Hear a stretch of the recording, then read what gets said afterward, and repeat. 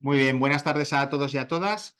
Como sabéis, hay algunos temas que de manera recurrente nos gusta tocar en la UNED de Calatayud. Uno de ellos es la salud mental, otro de ellos es el arte, otro de ellos es la historia, ya veis que son no temas sino materias en términos generales. Y uno de los que no le hacemos ascos desde hace ya tiempo son las matemáticas. Las matemáticas porque tienen la parte científica, a mi modo de ver, la ciencia por excelencia, la que más nos acerca al conocimiento de la verdad, eh, pero también porque tiene una cuestión de aplicación y de interrelación con muchas otras cuestiones, tanto científico-técnicas, como hoy veremos con la ingeniería, como con el arte, con las emociones, con prácticamente todo. Tiene un componente transversal que podemos encontrar tanto en la naturaleza como en los sistemas culturales, como en prácticamente cualquier materia que abordemos. Eh, es bueno para meterse en estas aventuras matemáticas o de cualquier otra índole, contar con gente que conozca la materia, que conozca el ámbito y que sea propositiva de actividades que sean de interés. Y tenemos en este centro la estupenda suerte de contar con Antonio Juano, que además de informático de profesión y de formación, es también matemático de formación, porque es tanto ingeniero informático como graduado en matemáticas por la UNED. De modo que es una verdadera suerte que además de aunar estas dos vertientes, sea una persona propositiva y con la que se pueda hablar y organizar cosas. De modo que este es el tercer año que hacemos nuestro ciclo de miércoles matemáticos. El primer año fue modestito, hicimos 3 sesiones en el curso, el segundo año crecimos con 4 y este año planteamos 5 fechas. Hoy mismo que inauguramos con Esther y con Estíbaliz, profesoras de... ellas son matemáticas, pero son de la Escuela de Ingenieros de Ingeniería, la Escuela Técnica Superior de Ingeniería Industrial de la UNED. El 6 de noviembre tendremos la siguiente sesión, 15 de enero tercera, en febrero o el 19 o el 26 la cuarta y cerraremos el 2 de abril. Ya os diremos los pedazos de ponentes que ha sondeado y que tiene ya apalabrados. Muchas gracias, Antonio, por proponer estas actividades tan interesantes. Yo recuerdo los primeros días que las sesiones las hacíamos con 2 personas, con 3 personas presenciales. Sí, luego la gente se conecta y la gente lo ve en diferido, pero es mucho más agradable hablar de mates con gente y más cuando hoy, además de hablar de mates, van a hacer vamos a tocar algún experimento, algún invento que van a ayudarnos o a inducirnos a fabricar.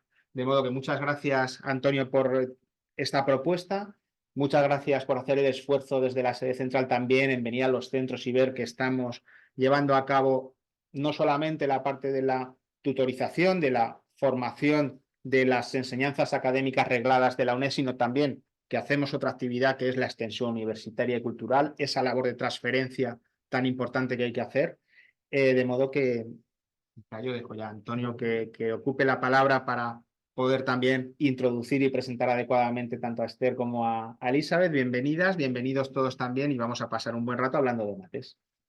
Pues muchas gracias, Joaquín. Muchas gracias al Centro de Calatayud por ser tan receptivo en todas las locuritas que os proponemos. Y bueno, pues llevamos ya 3 años. Eso siempre es un gozo que, bueno, que hemos aguantado hablando de matemáticas y trayendo a gente muy interesante que nos hable de estas cosas. Hoy es un día especial por varias razones.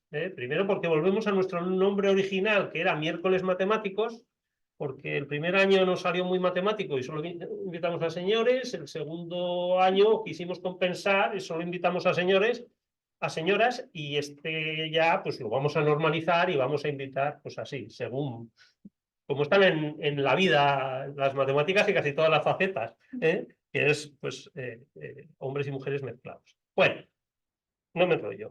Tenemos hoy aquí a Estíbaliz Durán y a Esther Gil, y tenemos fuera de aquí, pero con un poco de corazón aquí, a Elvira Hernández, que no ha podido venir y que era su intención venir, y que le agradecemos también mucho toda la tarea por la divulgación de las matemáticas que hacen en la Escuela de Ingenieros Industriales, en el Departamento de Matemática Aplicada 1 de la UNED.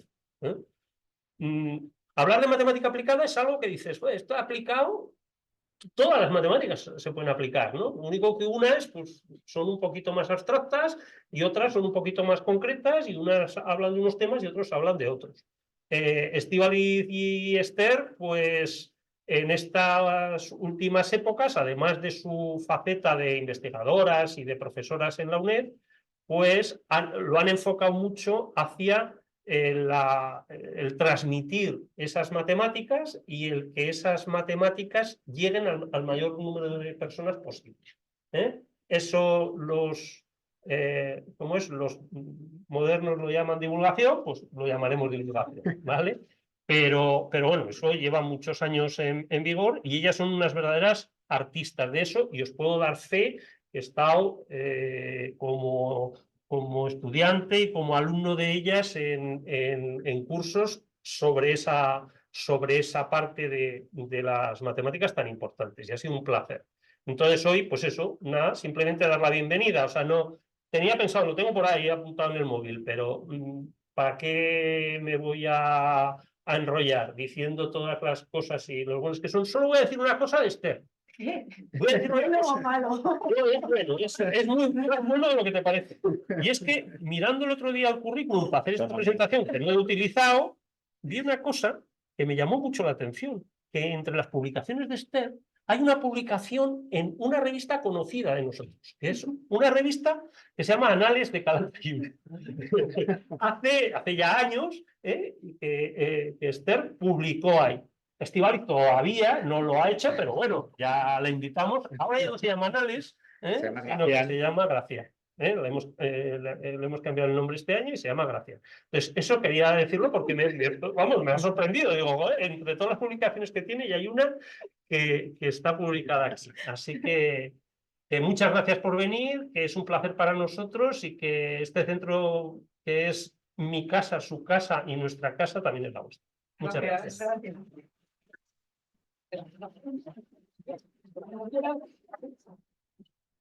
Es que me ha puesto estar aquí esto ya.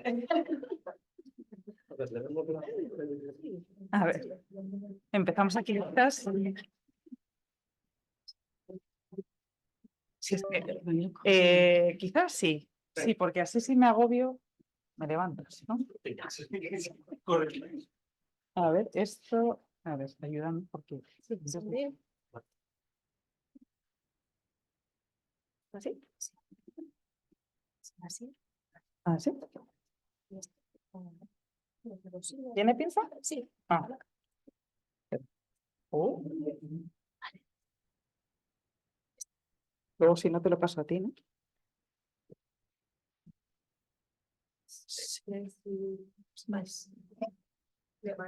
Bueno, o sea, puedo, lo que pasa es que no me puedo acercar a este a la vez que este, ¿no?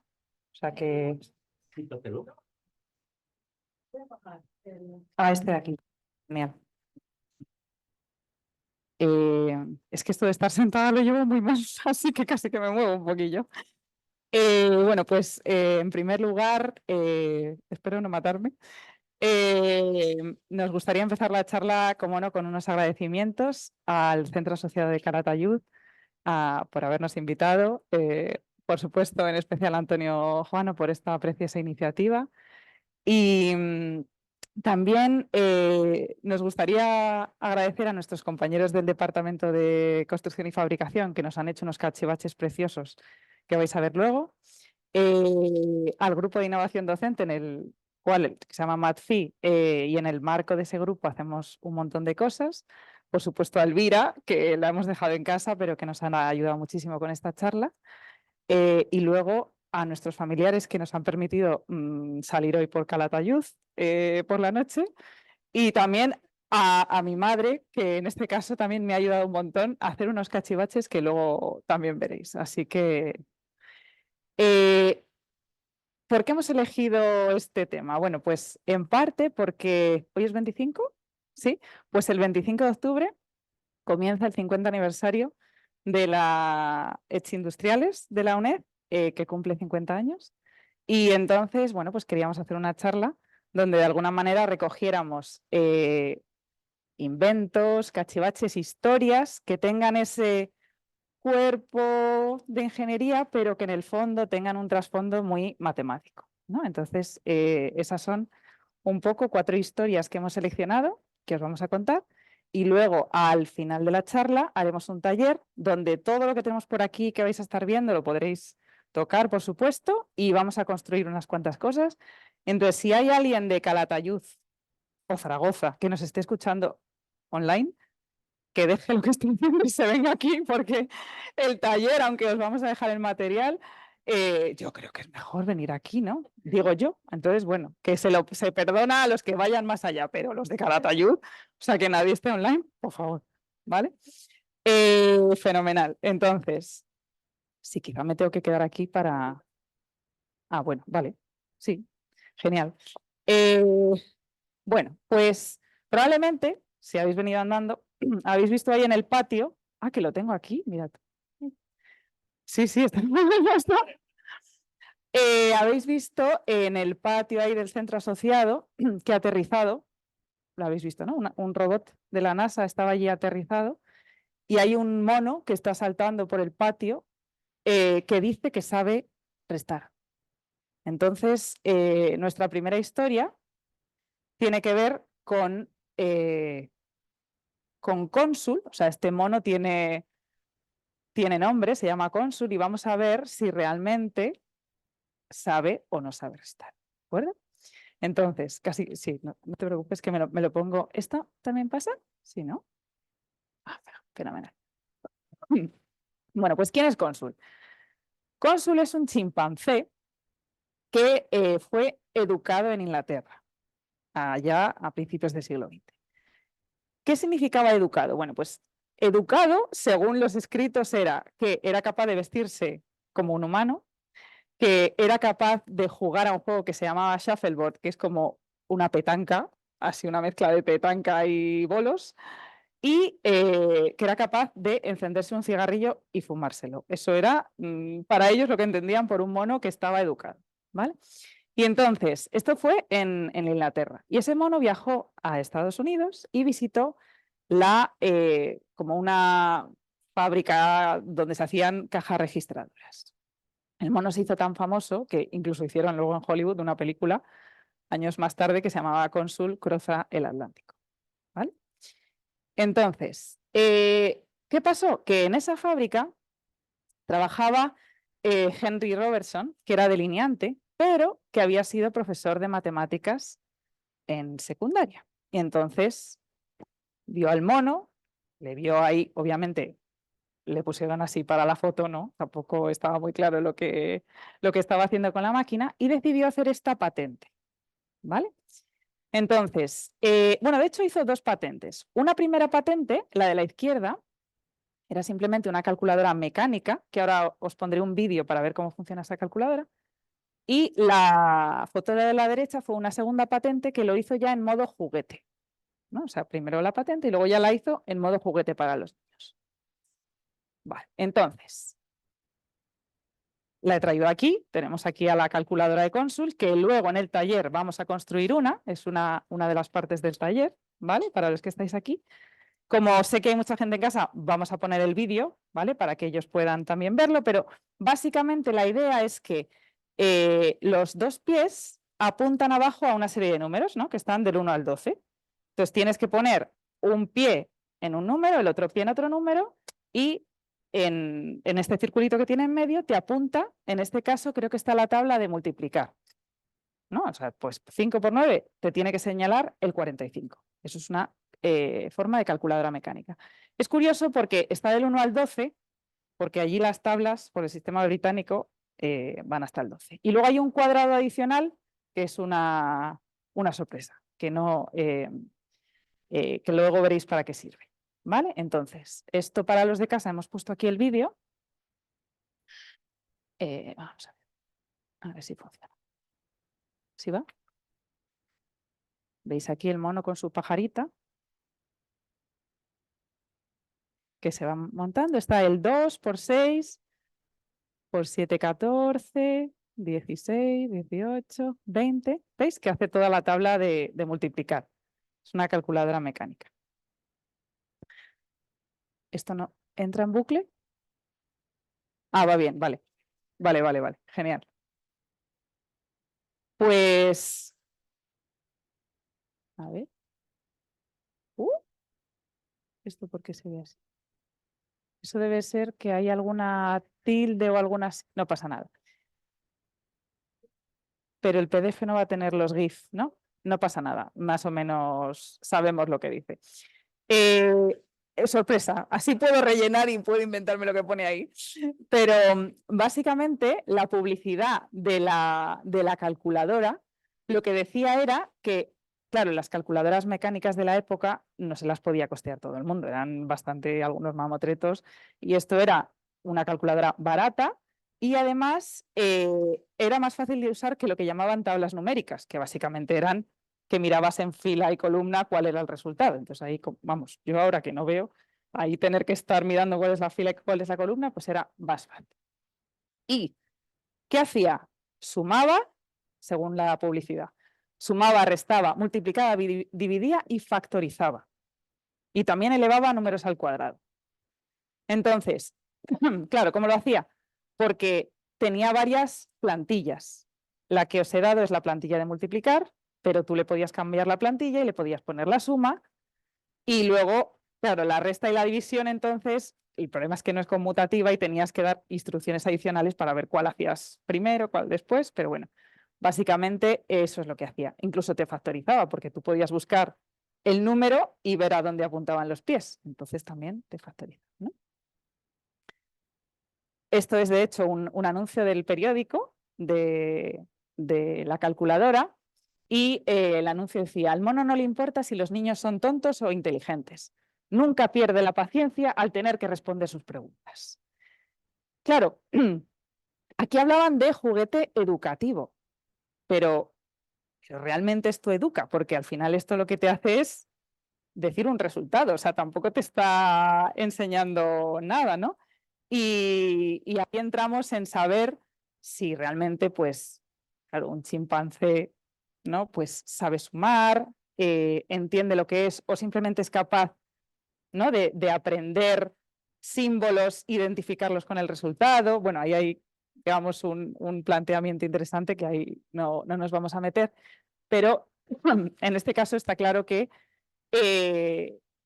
no es capaz de razonar, ¿no?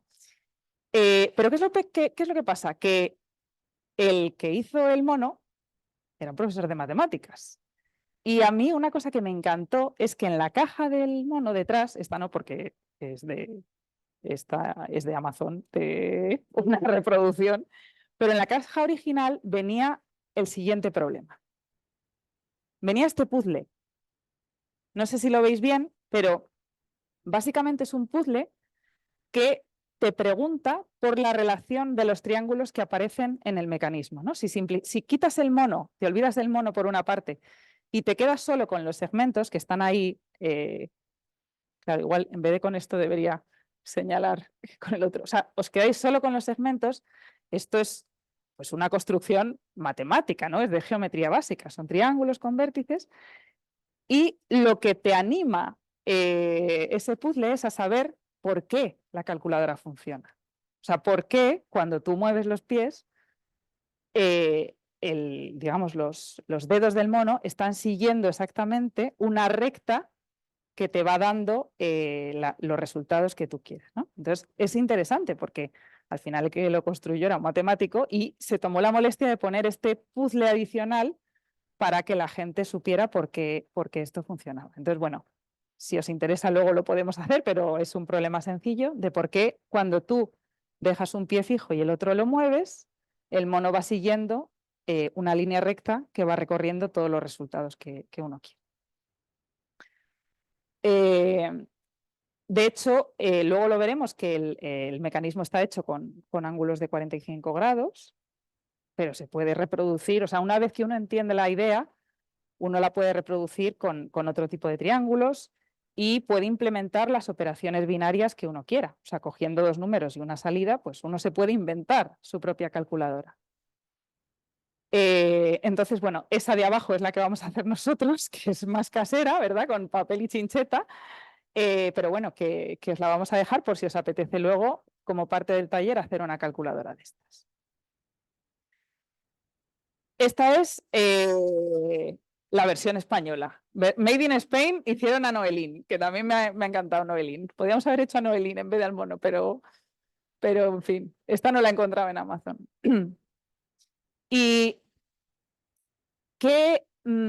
cómo podemos tirar aquí del hilo? Bueno, pues matemáticamente esto se llaman, en inglés linkage, lo he dejado en inglés porque si buscas por internet no vais a encontrar estructura articulada. O sea, yo no he encontrado esto en español, entonces lo he dejado como linkage y un compañero de la escuela nos lo ha traducido como estructura articulada, pero básicamente son un conjunto de barras que están pues conectadas por unas juntas, ¿no? Y que tienen como bisagras ahí que van transfiriendo el movimiento y las fuerzas.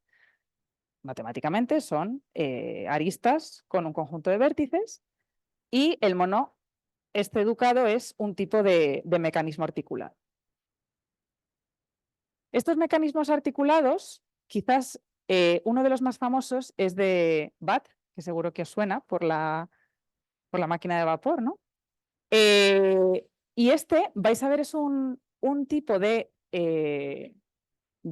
mecanismo que lo que hace es convertir movimientos rotativos en movimientos lineales. Esto se ve muy bien aquí.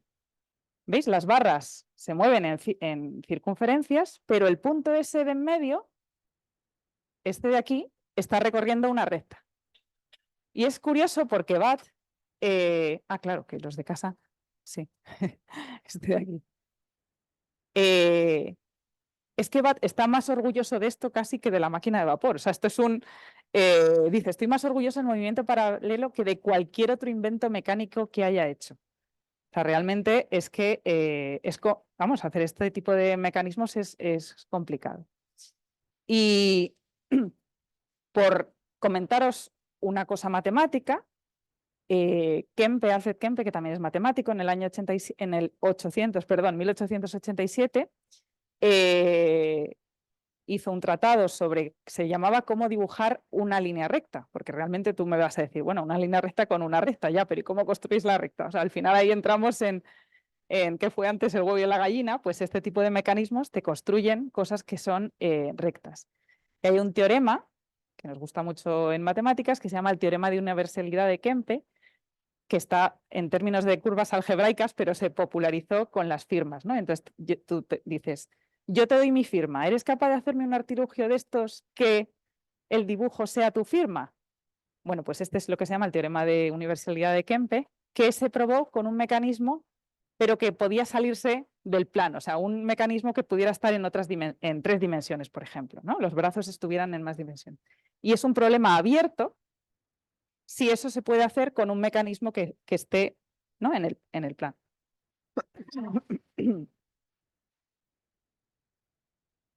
¿Y dónde nos salen también seguro que si os pregunto, alguno se os ocurre algún mecanismo de este tipo? Porque hay un montón. Luego, si queréis, me decís alguno.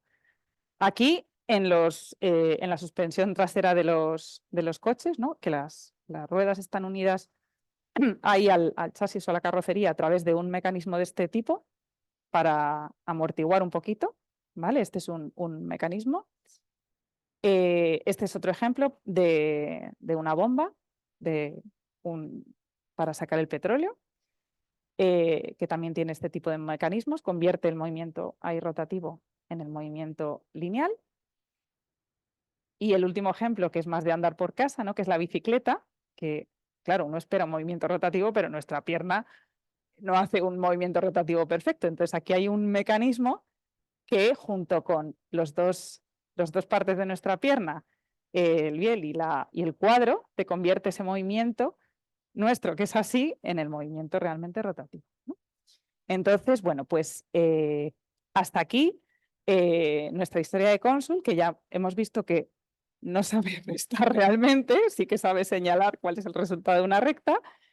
Y lo que quiere saber ahora cónsul es...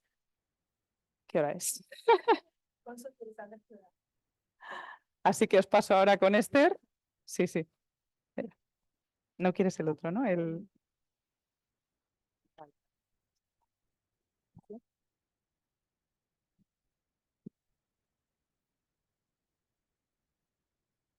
Bueno, nosotras creo que no queremos saber qué hora es, por si es muy tarde.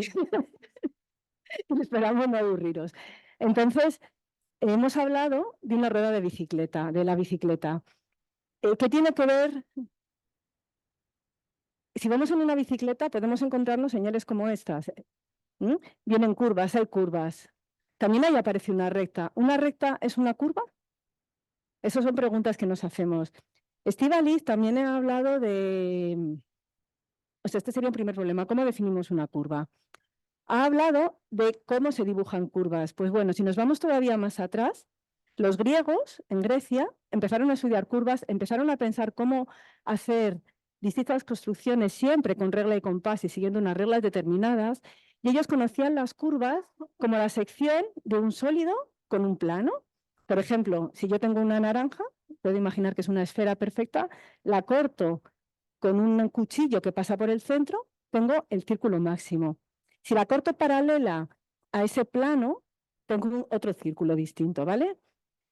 Si yo tengo un cono, si lo corto paralelo al cono, tengo una circunferencia. Si lo corto un poco inclinado, tengo una elipse, que es lo mismo que tengo si corto un chorizo o un lomo redondo, así. Tenemos elipses. Si lo corto paralelo a ver si llego, que esto está a esta... Pues tenemos una parábola y si lo corto en otro plano, tenemos una hipérbola. Esta era una forma que conocían los griegos. Los griegos miraban siempre al cielo, veían siempre las estrellas, el sol, aprendieron mucho del movimiento de los astros. Entonces, también ellos sabían describir curvas como una condición cinemática. ¿Dónde está un astro, un planeta, o el sol en un momento determinado del año o en un día? ¿Y qué hace al día siguiente? ¿Dónde está? ¿O qué hace a lo largo de esa noche o de ese día? Aquí tenemos, en esta figura, si tomamos una foto a la misma hora de nuestro reloj, en distintos días del año desde el mismo sitio, obtenemos esta curva que se llama analema. Más adelante, nosotros ahora también conocemos la curva, así a grosso modo estoy hablando, como dada por una expresión, por una ecuación.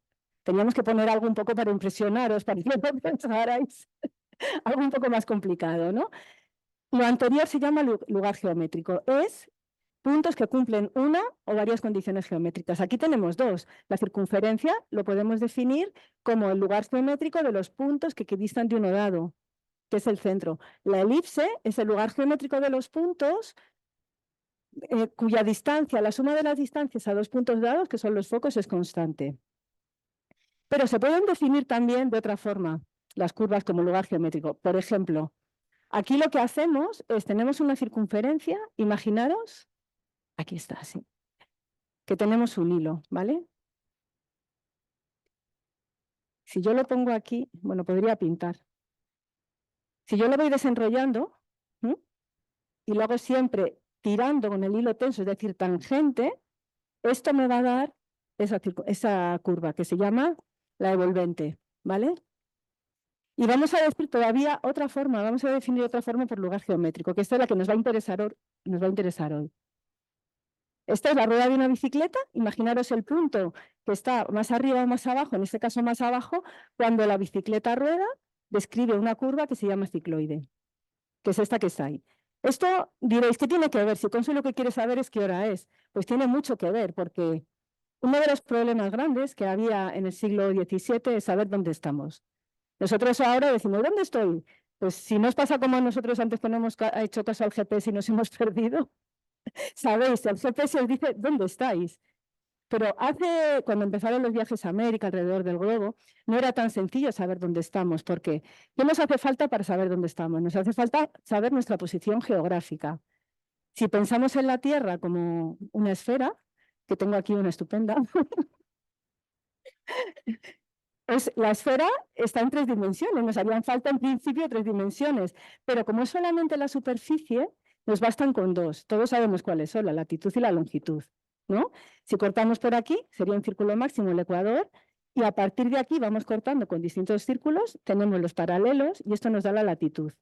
Y luego para la longitud tomamos un círculo máximo de referencia, ahora ya todos los círculos máximos pasan por los 2 polos, polo norte y polo sur, y tenemos, a partir del meridiano de Greenwich, medimos la longitud. Entonces, este problema podéis decir, bueno, ¿y qué lo mismo les daba saber dónde estaban en el siglo XVII? Si ellos estaban en un barco, no podían ir para atrás, tenían que ir para adelante, a algún sitio llegarían, ¿no? Pero no es tan fácil, pues porque a veces pues, podían tener que recoger víveres en un sitio. O incluso a veces ellos pensaban que estaban en un sitio, se acercaban a la costa y podían ser hostiles o podían chocarse. Así se perdieron armadas enteras, ¿no? Por un error de cálculo, de no saber dónde están. Entonces, estamos en el mar, imaginaros, en el siglo XVII, en mi barco que se está moviendo todo el rato. ¿Yo cómo sé la latitud? La latitud es relativamente fácil, porque la Tierra tiene dos movimientos, uno de rotación y otro de traslación alrededor del Sol. Entonces, ¿qué es lo que pasa? Si nosotros miramos el movimiento de rotación, vemos salir el Sol. Si estamos mirando al sur, vemos que sale así y se mete por allí. Sale por el este y se mete por el oeste. Entonces, ese es movimiento de rotación. Lo que nos dice es la hora del día en la que estamos, ¿vale? Nos dice la hora. ¿El movimiento de traslación nos puede decir algo? Sí, porque según el día del año en el que estemos, podemos saber cuál es la altura máxima a la que llega el Sol en cada movimiento de rotación alrededor de su eje. ¿Lo entendéis? O sea, lo tenéis claro, vale. Entonces, si yo sé el día del año, que eso es fácil de saber en un barco, y yo tengo una tabla precisa que me dice cuál es la altura máxima que alcanza el Sol en cada latitud posible, y yo mido la altura máxima del Sol, yo sé mi latitud. Es una cuenta muy fácil. Y eso es muy fácil de hacer con este aparato que hay aquí, que es un sextante. Ahora, calcular la longitud, este es otro tema. Es otro tema, porque ¿cómo sé yo cuál es mi longitud? Si os fijáis, la hora del día tenemos los usos horarios. Más o menos pueden coincidir con meridianos, más o menos. O sea, no es exacto, pero nos podemos pensarlo así.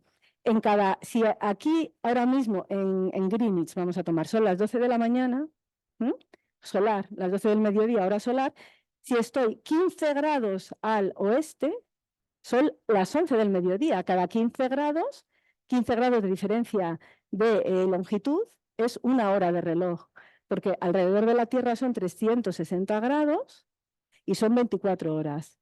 Entonces, si yo sé qué hora es en mi lugar de origen o en Greenwich, yo sé qué hora y sé qué hora es donde yo estoy, puedo saber cuál es la diferencia de grados de longitud. Ahora mismo es muy fácil porque nos lo dice Google, nos lo dice el GPS. O nos lo dice, no solamente nos dice la hora, o tenemos un reloj, un Casio o un Rolex, da igual, cualquier reloj entre esa gama, nos va a decir qué hora es aproximada, podemos calcular la longitud. Pero antes no era tan sencillo. ¿Por qué no era tan sencillo? Pues porque, bueno, ¿cómo se medía la hora? Se medía con un reloj de sol. El reloj de sol está muy bien para saber qué hora tengo yo, pero no saber qué hora tengo en Greenwich o en Cádiz si he salido de Cádiz, ¿no? Sí, este reloj está aquí, el primer reloj, el reloj de sol está aquí en la UNED. O sea, Cónsul lo puede saber, nuestro mono lo sabe. Sabe qué hora es aquí, pero no sabe qué hora es de donde haya salido él. Podemos tener un reloj de arena. Reloj de arena, aparte de que con el bamboleo del barco, pues va cambiando, no cae exacto, no es tan preciso y tiene que haber siempre alguien dándole la vuelta. Lo mismo pasa si tenemos una clepsidra como esta, que no sé si la conocéis, la clepsidra. Sí, un reloj de agua. Sí, sí. Es la misma idea que el reloj de sol, va cayendo agua, se utilizaba ya en Egipto, yo creo. Es un recipiente con un agujerito, se controla cada cuánto tiempo se vacía el recipiente y con eso nos dice qué hora es o se ponen niveles en el recipiente al que cae.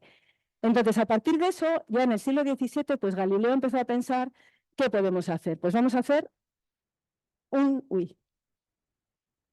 se dio cuenta, mirando la lámpara de la Catedral de Pisa, que se movía, que si oscilaba, y era muy pequeño, más o menos, para movimientos pequeños, el periodo, es decir, lo que tarda el péndulo de ir de aquí a aquí, solamente depende de la longitud de la cuerda. Él observó eso. Entonces dijo, pues muy bien, voy a hacer un reloj. Voy a hacer un reloj de péndulo. Lo intentó hacer, pero no lo consiguió, porque según iba el barco, o sea, con el barco no valía. El barco no valía porque al moverse el péndulo ya no giraba igual. Cambiaba la amplitud, entonces ya no era isócrono. Ya había una diferencia entre llegaba a un extremo y al otro. Entonces, aquí entra la curva que hemos visto antes, que es esta, es la cicloide. La cicloide, pues bueno, Galileo es la rueda de bicicleta, recordad, el punto más bajo, o un punto que está en la rueda de la bicicleta, ¿qué curva describe? Entonces, Galileo ya pensó esta curva, la empezó a estudiar, no está claro ni siquiera quién empezó a estudiarla, quién la descubrió, quién la llamó así Galileo, y hemos puesto la Helena de Troya de las curvas. ¿Por qué? Pues porque dio lugar a esta guerra. Aquí todo el mundo, todos matemáticos, todos, o físicos, estudiaban la curva, daba lugar, los rayos son peleas, y los corazones son que se llevaban bien, que estaban de acuerdo.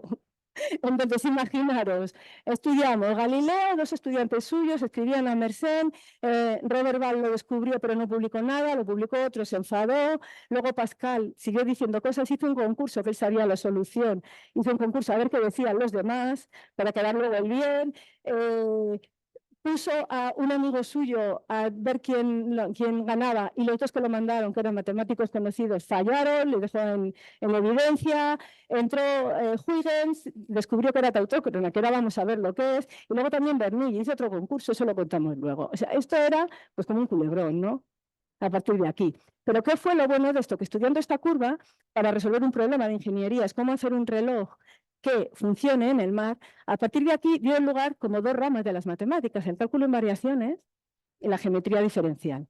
A partir del estudio de esta curva y de otras empezaron estos temas. Entonces, ¿qué significa que esta autócrona?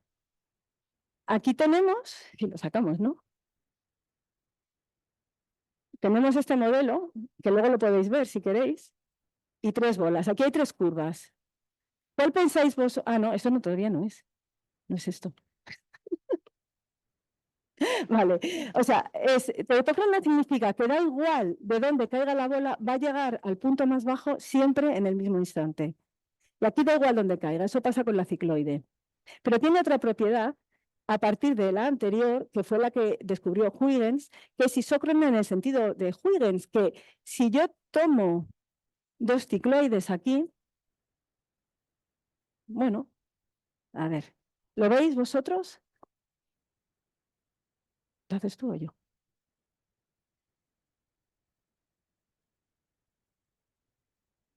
Fijaros, esto es que desenrollo la curva, ¿vale? La tengo aquí enrollada. Si yo la desenrollo, va a venir describiendo esta otra curva, que es una cicloide. Estas son cicloides, y si yo desenrollo una curva alrededor de las dos cicloides, que son iguales, obtengo otra cicloide. Es decir, si esto es un péndulo, da igual de dónde caiga, da igual la amplitud, siempre va a tardar lo mismo. Eso significa que está autócrona. Entonces, a partir de esto, Huygens, ahí está. Gracias. Esto es lo mismo que hemos visto, hizo un reloj de péndulo así. ¿Qué pasó con este reloj de péndulo? Bueno, que le tuvo que poner un mecanismo, lo veis arriba, para que el péndulo no llegara a pararse. Lo publicó en este tratado, que es Horologium Oscillatorium, que fue uno de los libros más importantes de mecánica del siglo XVII, pero el reloj no llegó a funcionar, porque sufría mucho rozamiento y no llegaba a funcionar. Sin embargo, esto abrió todavía otro melón, el estudio de la cicloide, porque aquí tenemos el problema de la braquistócrona. Si tenemos dos puntos, si tenemos dos puntos, tenemos estas curvas que veis aquí, ¿vale? La veis. Un plano inclinado, esta otra curva, la azul y la verde. Entonces, si queremos llegar de ese punto que caen las bolas a aquí, ¿cuál pensáis que va a ir más rápido? A ver, ¿quién piensa que va a ser la roja? El plano inclinado. Levantad las manos, por favor. La roja, 3. Vale. ¿La azul? Nadie. ¿Y la verde? ¿Quién había dicho la verde? Bueno, vale. Pues venga, va ganando la roja, ¿no? ¿Qué hacemos? ¿Lo vemos allí o lo vemos en el vídeo? Aquí lo podéis jugar luego, ¿eh? Sí. Entonces, vamos a darle aquí al vídeo, que va a ser también difícil, pero tenemos cámara lenta. Nos saltamos el vídeo. Sí, sí. Aquí la cámara lenta, ¿eh? Y luego hay fotofinis, o sea que...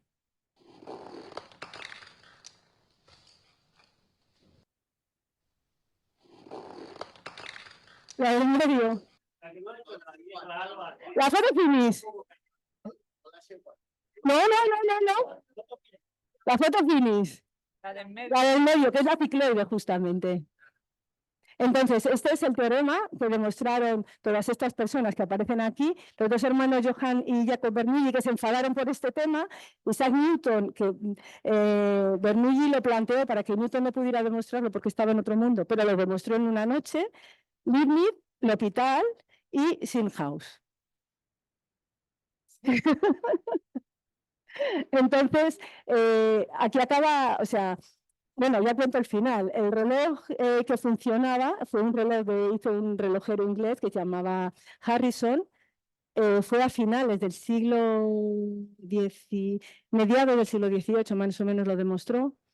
Y ganó un premio de 200.000 libras que habían hecho precisamente para quien lo ganara, pero que le costó muchísimo. Tuvo que ir a ver al rey de Inglaterra para que se lo pagaran porque no le daban el dinero. O sea, el culebrón sería. Entonces, tiene otras muchísimas aplicaciones las curvas. La ciclovía en concreto sirve para la refrigeración de las centrales nucleares que está arriba. Aquí tenemos esa persona que está ahí arriba, no es nuestro mono, es una catenaria del tren, es otra curva. Tenemos también aplicaciones en diseño de carrocerías, en teoría de circuitos, en engranajes. Bueno, en las curvas la verdad es que aparecen en un montón de sitios.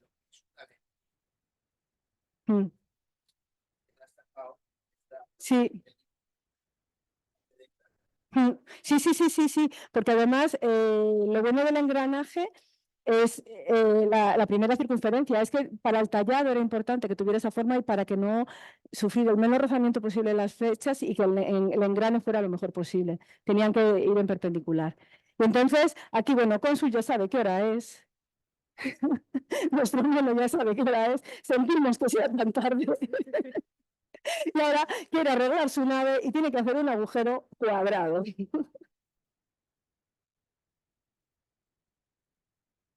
Bueno, a ver, ahora preguntamos a los jefes qué hacemos. Que vamos un poco tarde. Sí. No pasa nada. No hemos hecho. A ver. Bueno. ¿Ya está? Sí. Genial. Bueno, pues en esta historia vamos a ver por qué Cónsul, que tiene su nave espacial, que tiene tornillos que son cuadrados, entonces necesitamos ahí un taladro que nos haga estos agujeros cuadrados.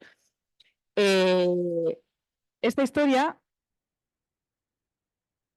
se llama ¿Estás segura de que esto es redondo? Y aquí empezamos con una tragedia, que fue la del transbordador de Challenger, que, como sabéis, ¿no?, explotó y murieron todos los miembros de esta tripulación.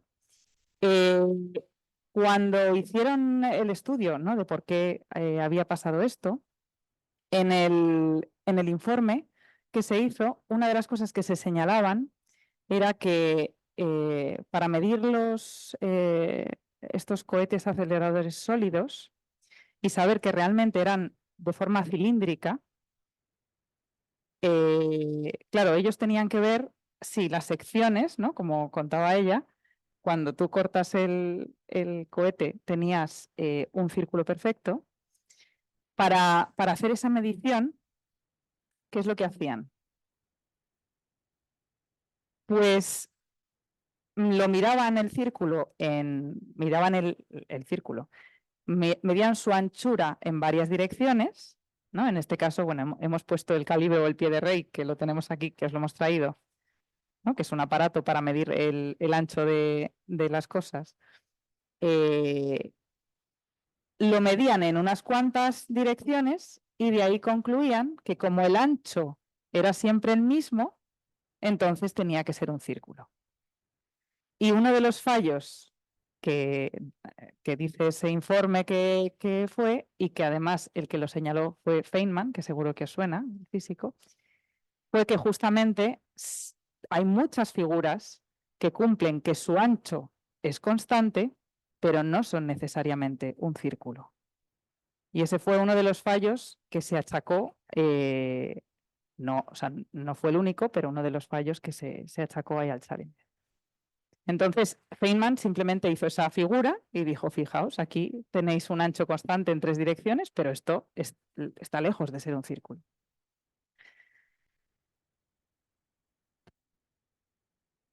Las figuras de ancho constante tienen o han tenido mucho recorrido y vienen ya de antiguo, pero quizás se hicieron famosas con Roló, que fue un ingeniero de profesión, que fue el que puso nombre al triángulo de Roló. El triángulo de Roló es partir de un triángulo equilátero que tiene los 3 lados iguales y con un compás pincháis en uno de los vértices y hacéis un arco de circunferencia pasando por los otros 2. Fijaos, este es uno de los modelos que nos han hecho, que luego si queréis con el calibre podéis medir, que tiene el ancho constante. Pero aquí hemos puesto fotos ¿no? en arquitectura de ventanas de muchas catedrales, la de Valencia también creo que tiene este tipo de ventana, o escritos de Da Vinci donde ya aparecía este triángulo. Pero fue Roló el primero que puso de manifiesto todas las propiedades que tenía el triángulo. Aquí tenemos un teorema importante y es que de todas las figuras que tienen ancho constante, este triángulo tiene una propiedad especial y ese es el que tiene la menor área. Aquí abajo tenéis unas cuantas figuras que se llaman los polígonos de Roló, porque se puede hacer con un número impar de lados polígonos de ancho constante. Y también uno podría pensar si estas construcciones se pueden mandar a más dimensiones, ¿no? En vez de con una figura plana, con una figura en 3 dimensiones. Lo que se llama el tetraedro de Roló, que sería intersecar esferas, ¿no? Os podéis imaginar lo mismo, pero con pompas de jabón y lo que quede en medio, eso no tiene ancho constante. Hay que hacer una modificación y es lo que se llaman los tetraedros de Meissner.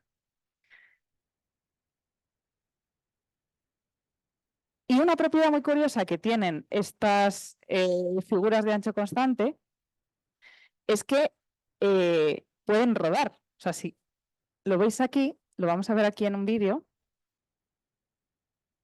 A ver. Fijaos, en este vídeo veis que con esas figuras se puede rodar. Claro, ¿cuál es la diferencia? El círculo tiene, digamos, el centroide, que si tú lo vas moviendo por una línea recta, el centro te va haciendo una recta, pero el problema es que el resto no te va haciendo una recta. Entonces, claro, vas ahí un poco, o sea, si haces una bicicleta con este tipo de polígonos, vas a saltar un poquito, bastante. Pero tienen esa propiedad, ¿veis? De que pueden rodar. Y es por ello que han hecho incluso bicicletas con este tipo de ruedas.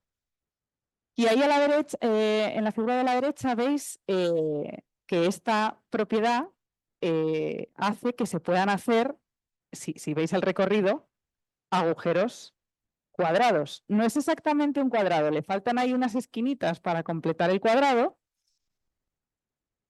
Y ahí es donde entra una patente que es de otro Batz.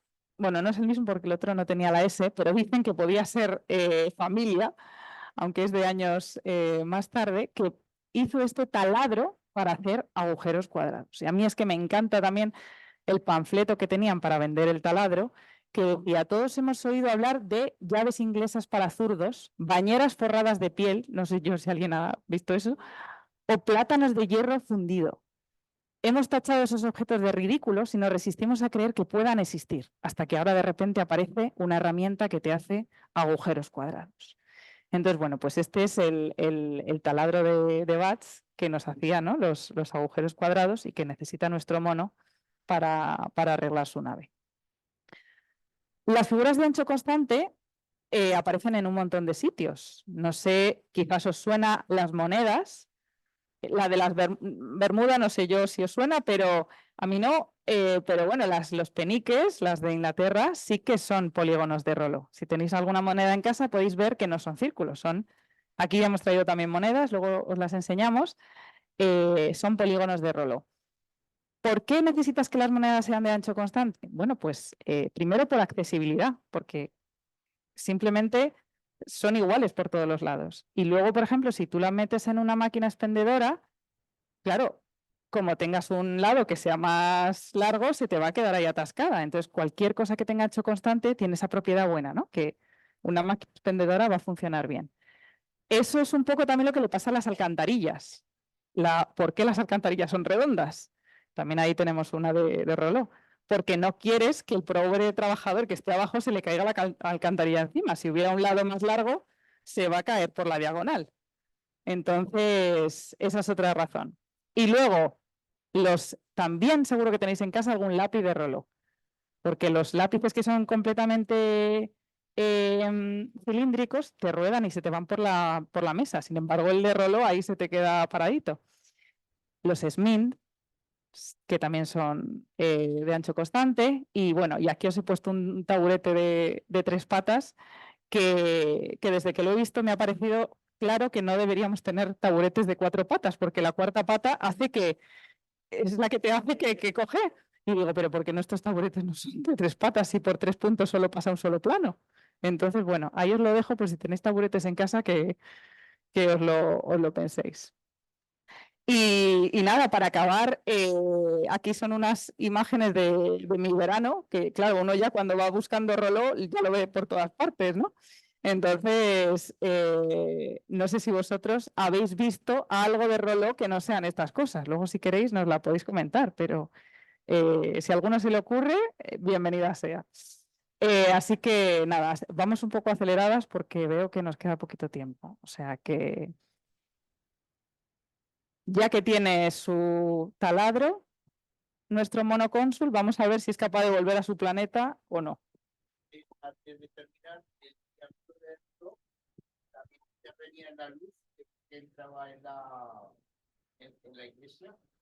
Ah, bueno, eso es una buena pregunta. Sí, también puede ser. Sí. Que hacía de manifestaba.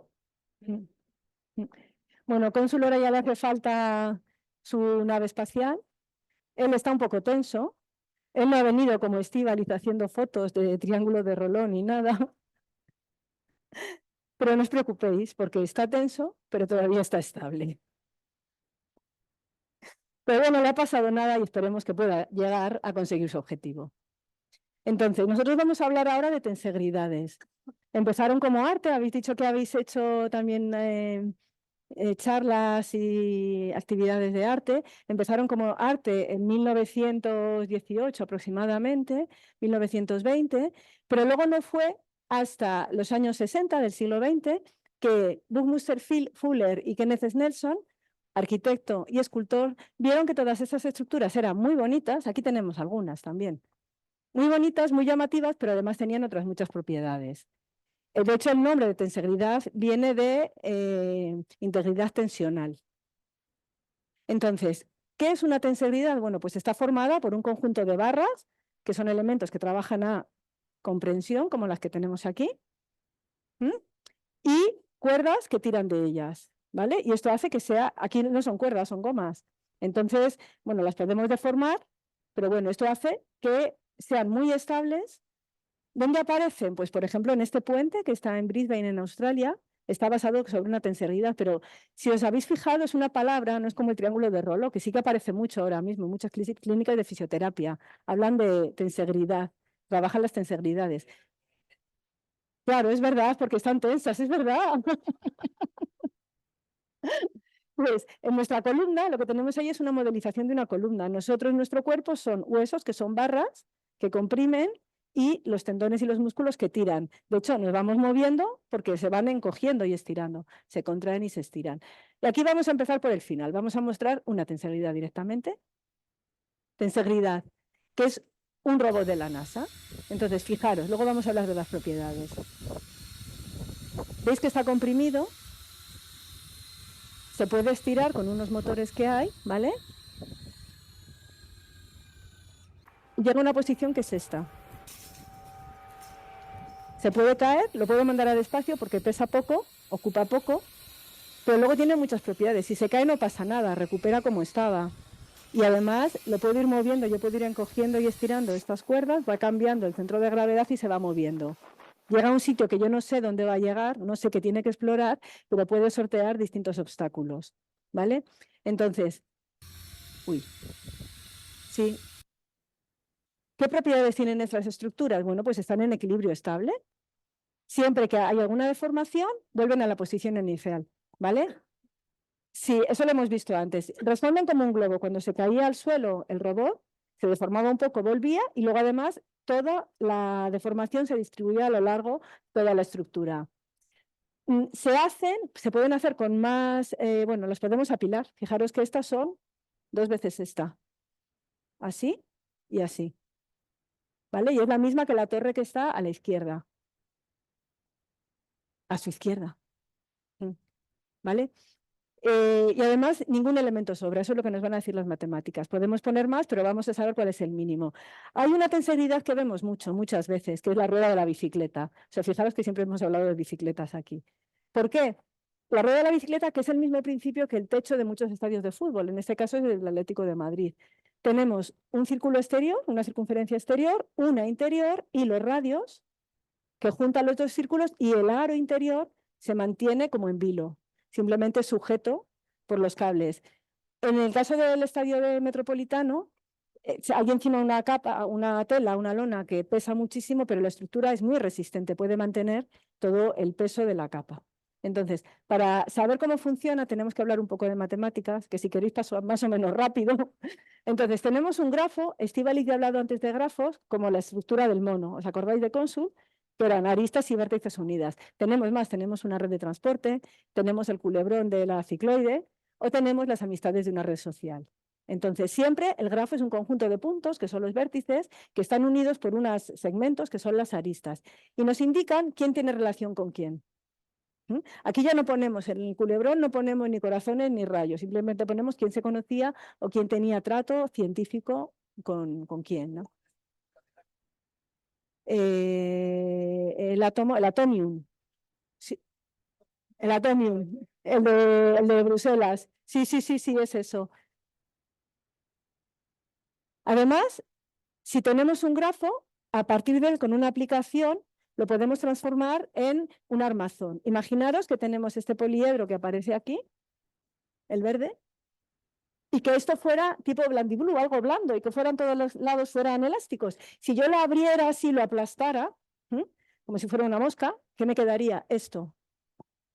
Me quedaría esta estructura, que es un grafo. Entonces, el paso contrario es el armazón, de paso del grafo al armazón, a la aplicación, ¿no? También tenemos que hablar de autotensión para poder definir las cosas como hacemos en matemáticas, con una definición formal donde todo lo que se usa lo hemos definido antes. Bueno, pues una autotensión es una aplicación que a cada arista le asigna un número real. De tal forma que la tensión en cada vértice va a ser siempre nula, la resultante. ¿Qué significa la resultante? Bueno, nos podemos imaginar, por ejemplo, una cuerda de la que tiran 2 personas. La cuerda no se mueve cuando la fuerza que hace Estíbaliz es la misma que la mía. Si ahora nos imaginamos, por ejemplo, la pelota, que yo tiro para allá y Estíbaliz para allá, entonces, ¿qué hace? Se mueve para donde tire más alguien. Esa sería la suma de 2 vectores. Y luego también tenemos que lo que se pide en la autotensión es que la suma total sea nula. Yo le asigno valores de tal forma que este vector más este, los dos están multiplicados por 1, el que va en diagonal está multiplicado por -1, es decir, le tengo que poner el opuesto y la suma de los 3 es 0. Eso es lo que es una autotensión. Entonces, ¿qué tiene que ver esto con tensegridades? Pues esto nos permite definirlo. Una tensegridad es un armazón, es decir, hemos subido para arriba, dicho entre comillas, ¿vale? Un grafo, y tenemos una aplicación, hemos dado valores a las aristas del poliedro, de tal forma que si la tensión de la arista es positiva, ya veremos lo que es eso. Ponemos un cable, si es negativa ponemos una barra y si es 0 la eliminamos. ¿Cómo sabemos qué es esto? Pues nos lo dicen las matemáticas. Aquí tenemos a 2 matemáticos, a Miguel de Guzmán y Robert Connelly, que trabajaron mucho en tensegridades. Entonces, ¿cómo las usamos? Partimos de algo conocido. Por ejemplo, de un grafo de este estilo, ¿vale? Si partimos de ese grafo, ¿qué decimos? Podemos decir, ala, yo voy a poner aquí los distintos, hago una cosa de este estilo, que es una matriz, donde cada dos filas representan un nodo, las dos componentes, las dos coordenadas del nodo, y cada columna representa una arista. Y estos números me dicen la relación que hay entre cada nodo y cada arista, entre cada componente del nodo y cada arista. Esta lo podemos escribir como un sistema de ecuaciones, que a lo mejor eso es más conocido, ¿vale? Y del sistema de ecuaciones no sale. Tenemos la solución. La solución lo que nos dice es cada arista si la tengo que sustituir por una cuerda o por una barra. En ese caso, el resultado es esto. Podríamos tener el dual que le tengo hecho, pero podríamos hacerlo al revés. O sea, al decir 1 menos 1 es aleatorio. Podríamos hacerlo al revés, está ahí. Lo que pasa es que esta es estable y la otra es inestable. Por eso no porque digo, se me va a romper aquí y tampoco es cuestión. Esa sería una forma. La otra forma es parto de un poliedro, en este caso de un icosaedro, y pensad en las líneas rojas, ¿las veis? Discontinuas. Son precisamente estas barras. Es decir, aquí podríamos hacer esto. Aquí ya hemos sustituido las líneas discontinuas rojas por las barras y las negras serían las gomas. Esto es lo que vamos a hacer en el taller. Vais a hacer una parecida a vosotros con material que hemos traído. No es tan bonita, pero es muy bonita, o sea, es muy bonita, pero no está tan... Entonces, ¿qué tiene esto que ver con nuestro mono? Pues porque, por ejemplo, aparte de la nave anterior, pues vale para hacer cosas como esta. Las ruedas son esa tensegridad precisamente. ¿Veis que se comprimen? Pero además pueden rodar, tiene detrás como una cola y ya veréis lo que hace ahora.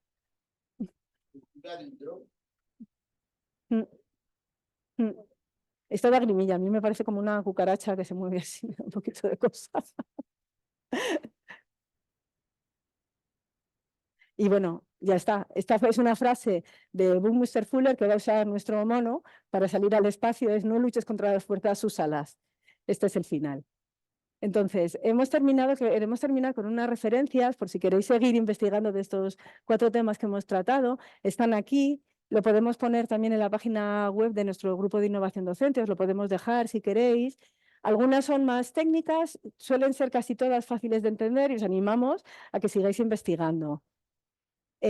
Nosotros queríamos acabar... Sigo. Sí. Queríamos acabar, bueno, con una anécdota. Hemos visto en esta charla que una idea o querer materializar algo a veces requiere matemáticas que ayudan a construirlo. Esto muchas veces va mucho más allá. Por ejemplo, con las tensegridades es un tema muy complicado. Saber cómo puedo hacer una tensegridad partiendo de cero. Eso son matemáticas muy avanzadas. A veces empieza con una idea. Hemos trabajado muchas cosas de matemáticas que son relativamente sencillas de entender y el conocimiento matemático relativamente sencillo, pero detrás hay muchas matemáticas mucho más complicadas a veces, ¿vale? No siempre es lo que parece.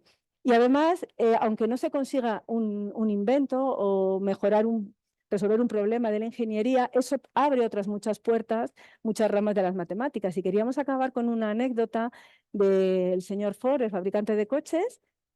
Tenían una máquina que se gastaron miles de dólares en ella y no funcionaba, se calentaba mucho. Entonces llamaron a un ingeniero eléctrico que era muy conocido, sabía mucho de matemáticas y le llamaron que era Steinmetz. Entonces este señor les pidió un camastro, una mesa, un cuaderno y un lápiz. Se encerró y a los 2 días les pidió una escalera y una tiza. Era un señor que el cuerpo lo tenía un poco deforme.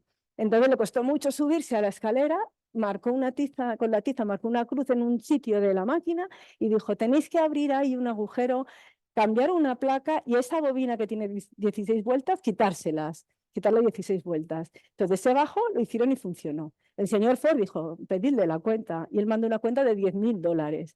Dijo, madre mía, por hacer una cruz en una máquina $10.000, ¿a quién se le ocurre? Pedídsela desglosada a ver qué nos dice. Y él dijo... El desglose era subirse una escalera y hacer una cruz con una tiza, $1. Conocimiento necesario para saber dónde tienes que hacer la cruz con la tiza, $9.999. Eso es lo que no se veía. Os queremos dar las gracias. Todos y nosotros os queremos dar las gracias. Él se vaya de este mundo, lo hemos conseguido. Ya no le vais a ver en el patio, habéis perdido la oportunidad. Se va con un montón de cosas. Se va un reloj, que no es un reloj de péndulo, en una tensegridad y se lleva una moneda de recuerdo de la reina de Inglaterra. Muchas gracias.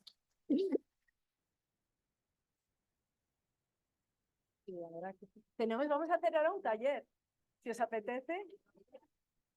Para... Y es que soy la segunda generación, que cuando vengo a me he acordado, soy la segunda generación del Departamento de Matemática Aplicada que viene a hacer aquí cosas de matemáticas y concretamente de investigación de la tecnología. En esta misma sala he estado muchísimos años, vamos, memoria regular, pero y estuvieron Ana Díaz, estuvo Luis Rodríguez Marín, que yo le decía, hombre, ¿cómo era? Marín, no, el marido de Ana, Bombal Rodríguez Rivera, que yo decía, Bombal Rodríguez Rivera, y por aquí tienes dos versiones. Pues vinieron un curso de verano, no era de verano, porque hacía frío, Un curso de invierno. Curso de invierno. No, la segunda generación ya que Un honor estar detrás de ellos. Sí, además hablaron de cicloides, es que me acuerdo bien, hablaron de cicloides y hablaban eso de la longitud, la longitud, pero enhorabuena porque lo hizo muy bien y claro, bueno, a ver si disfrutamos, ¿no? Sí, no, aquí hemos dejado para los que se han quedado en casa y no han cogido el autobús los documentos como las plantillas, pues si alguien no quiere hacer en su casa. Entonces, para el que esté en su casa ahí diciendo, ¡ay, yo quiero estar ahí! Pues aquí se puede descargar los documentos. Así que